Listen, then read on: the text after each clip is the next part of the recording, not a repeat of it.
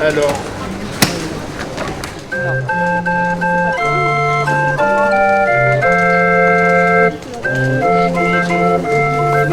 De cerises, guerre signore, les croqueurs seront tous en paix.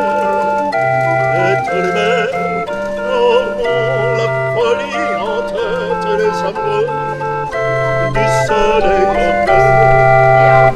Vous en serez autant de cerises, vous serez aussi des belles d'amour. Je m'aimerai toujours le temps des cerises et le souvenir que je garde au cœur de la commune de Paris quand c'était joli. Je viens là le samedi après-midi. Vendredi après-midi, parce qu'il y a plein de monde. Moi, j'aime bien avec les mondes parce que je les fais tourner un petit peu de temps en temps. Il y a une relation différente. Puis ils encore, tout est merveilleux pour eux. Tu vois, ils en connaissent. Et puis le samedi, c'est plus les gens avec qui, ceux qui restent. Je croise beaucoup de gens avec qui je bossais. Tu vois, voilà, c'est un peu un lieu de rendez-vous. Puis les gens savent que je viens là. En fin de soirée, je rencontre plein d'amis, quoi. Voilà.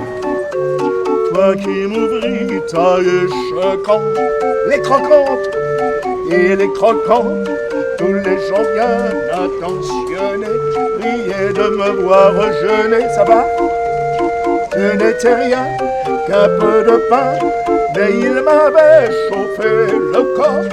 Et dans mon âme il brûle encore à la manière d'un grand festin. J'ai fait tous les cabarets, enfin la plupart des cabarets de cette rue. Donc je reviens par nostalgie, parce qu'on a vécu dans ce quartier-là, on a vu les gens pousser, puis il y a les copains, la grande majorité ne sont plus là, mais c'est notre vie, c'est là qu'on a créé les spectacles, c'est là c'est là qu'on a vécu, quoi. C'est ici, j'ai 70 ans, ça doit être 40 ans de ma vie, c'est passé là, voilà. Après, mais le noyau, c'est là, c'est pour ça que, voilà.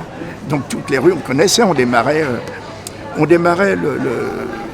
terminait à 4h du matin, mais je démarrais à Saint-Germain à 5h l'après-midi. Tu vois, on faisait, alors il y avait les halles, mais on partait de là et on revenait là. Le ciel a dépourvu des mille lapins qui vont prendre feu dès qu'ils touchent. L'on avait tant que je ne savais plus où donner de la bouche. Une jolie fleur dans une peau blanche, une jolie vache déguisée en fleur qui fait la peine et vous attache et qui vous mène par le bout des cœurs. J'ai connu des gens qui tournaient l'orgue de Barbarie, il y avait l'esprit de liberté, il y avait ce côté cirque comme ça. Et puis c'est quand même un spectacle qui a un côté magique. Et ça parle à tout le monde. Tu vois, puis ce côté poétique, c'était marginal, différent.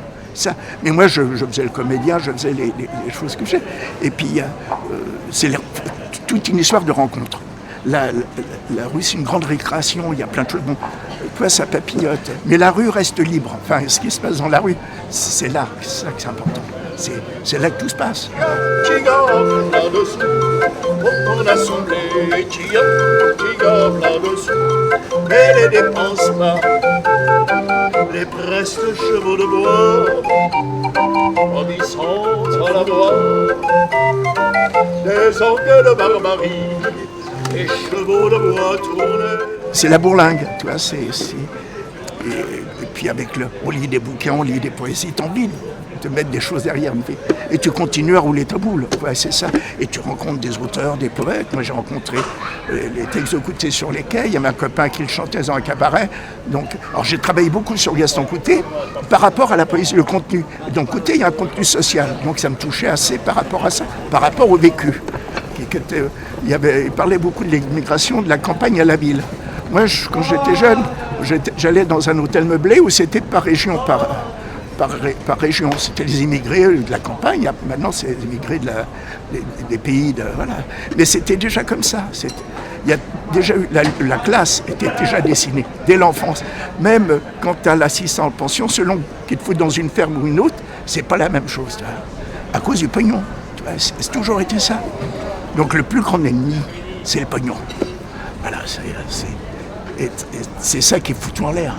Gaston Coutet, c'est un authentique poète beauceron du début du siècle. Il a lui aussi connu le chômage, le froid, la faim et la misère.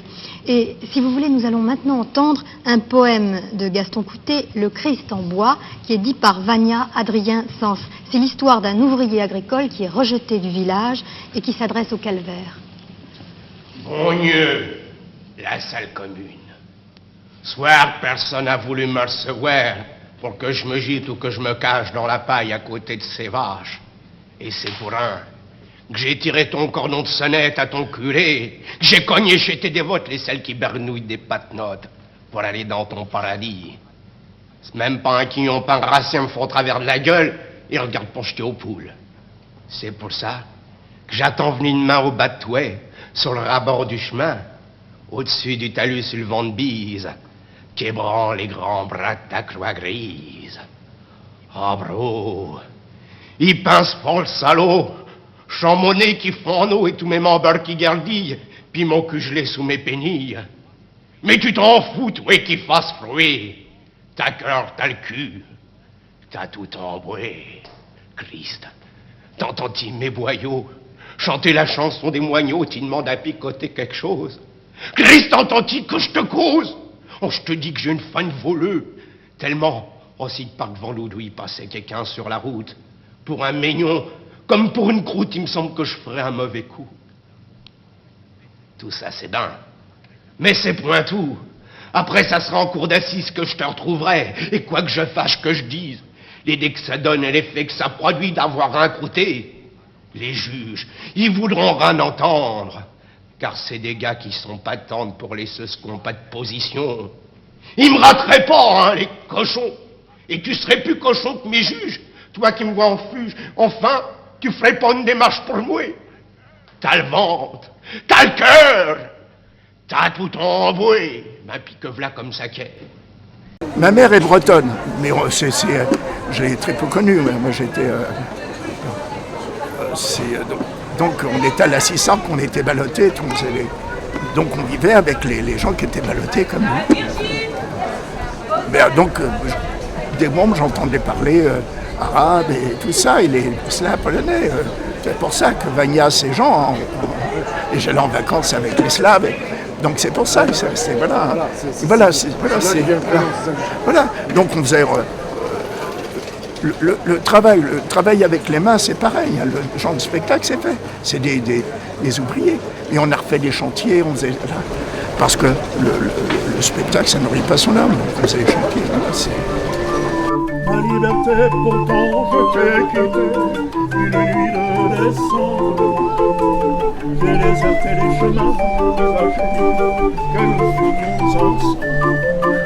Lorsque sans me méfier, moi je me suis laissé faire. Et je t'ai trahi pour le prison d'amour qui s'appelle Joliette. Et je t'ai trahi pour le prison d'amour et sa belle Joliette.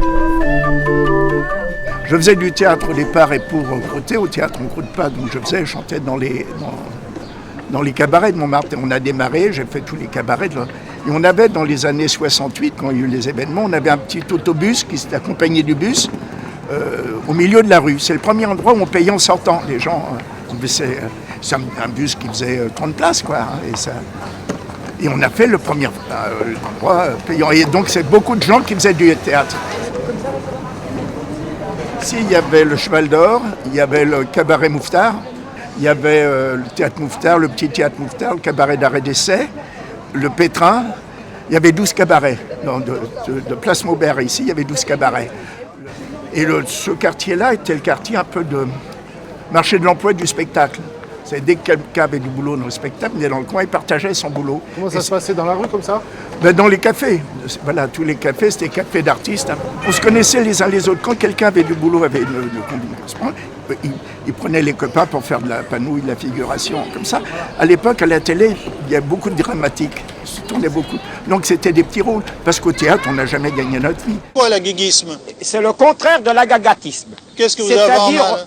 C'est retrouver la spontanéité de l'enfance, la pureté de l'âme, c'est évoluer dans le psychique, donc près de l'inaccessible. Mouna, il avait la guigueriterie, il faisait un genre de petite revue de poèmes qui vendait, qui se troquait.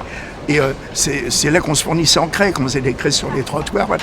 Donc c'était du troc. Donc Et on fait quoi? Des poèmes contre de la craie? Voilà, des poèmes, des vêtements. Puis on récupérait des cartons qu'on découpait, qu'on peignait et qu'on vendait comme des cartes postales. Avec des... Voilà, on se débrouillait, quoi. Il y avait, mais c'était... Donc quand arrivaient les événements, il y avait tous ces gens de rue effervescence, des jeunes qui étaient mélangés étudiants, puis les gens qui travaillaient un peu par-ci. Il y a eu du travail un peu partout à l'époque. Pour ça que c'était tout à fait différent que maintenant. Mais comment ça a basculé? Comment ça a changé? Tu t'en rappelles un peu? Il y a eu un incendie dans un dancing vers Lyon. Ils ont utilisé ce prétexte pour fermer tous les cabarets avec la sécurité. Ils ont installé la sécurité partout. Le drame frappe particulièrement les esprits, parce que les victimes sont très nombreuses, très jeunes, et qu'elles sont décédées alors qu'elles étaient venues pour l'amour de la musique et de la fête. Comme si la jeunesse payait le prix des libertés acquises 2 ans auparavant, en 1968. Le magazine Harakiri dénonce à sa façon l'emballement médiatique. Le 16 novembre, c'est la couverture de trop. Harakiri est interdit. Le journal satirique renaîtra immédiatement sous le nom de Charlie Hebdo. Mais c'était un creuset ici. Le mai 68 est très important parce qu'il y avait la rue Claude Bernard. Et là, la police n'est jamais montée. C'est là que se sont créés beaucoup de comités d'action, qu'on appelle beaucoup de gens de théâtre. On a créé la première occupée, le théâtre de l'Épée de Bois. Voilà, qui était juste à côté. On a fait le ravitaillement, là a démarré le ravitaillement des grévistes. Des hommes matraqués, j'ai vu des femmes bousculées, j'ai vu des grenades claquer, j'ai entendu la foule hurler. Ah, le joli mois de mai à Paris, ah, le joli mois de mai. Mais c'est ce qu'on a vécu, voilà. Et ce qui continue un peu avec toute la désespérance qu'il y a maintenant. Qu'est-ce qui a changé? Les conditions de vie, hein, il y a beaucoup plus de misère, il y a la mendicité partout, là c'est un quartier un peu protégé. C'est pas le cas à l'époque.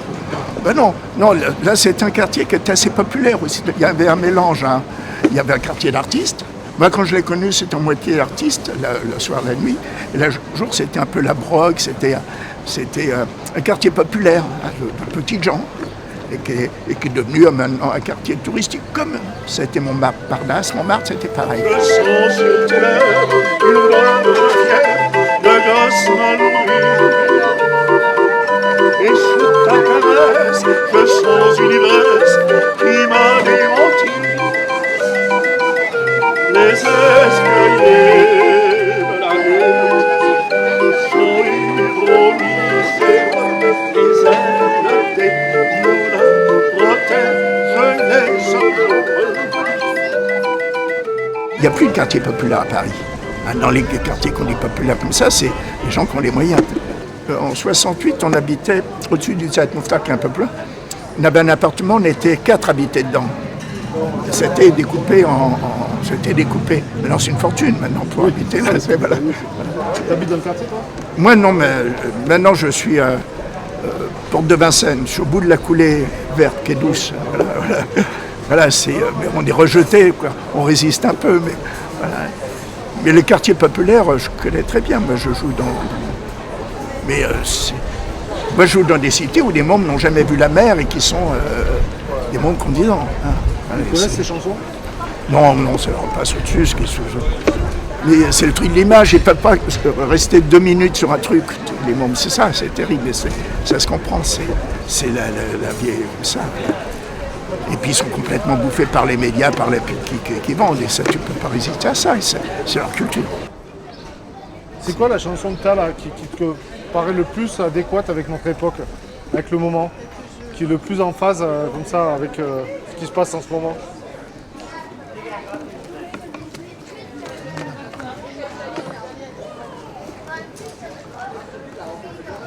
Ça va vous dire quelque chose, ça. On devine.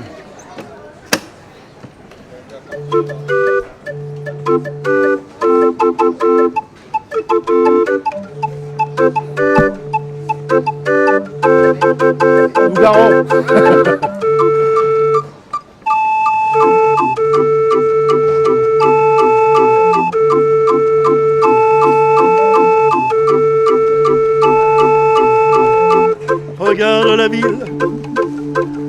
Elle s'appelle Bidon, Bidon, Bidonville.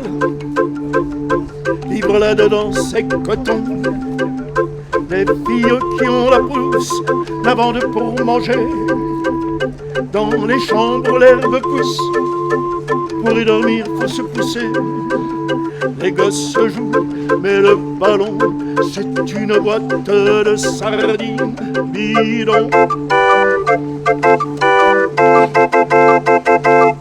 Donne-moi la main, camarade, toi qui viens d'un pays où les hommes sont beaux. Donne-moi la main, camarade, j'ai 100 doigts moi aussi. On peut se croire et demain, camarade, je te dis au revoir. Je te dis à bientôt, bientôt. Des jardins, des oiseaux, des cascades. Bientôt, bientôt, on pourra se parler, camarades. Bientôt, bientôt, des jardins, des oiseaux, des cascades.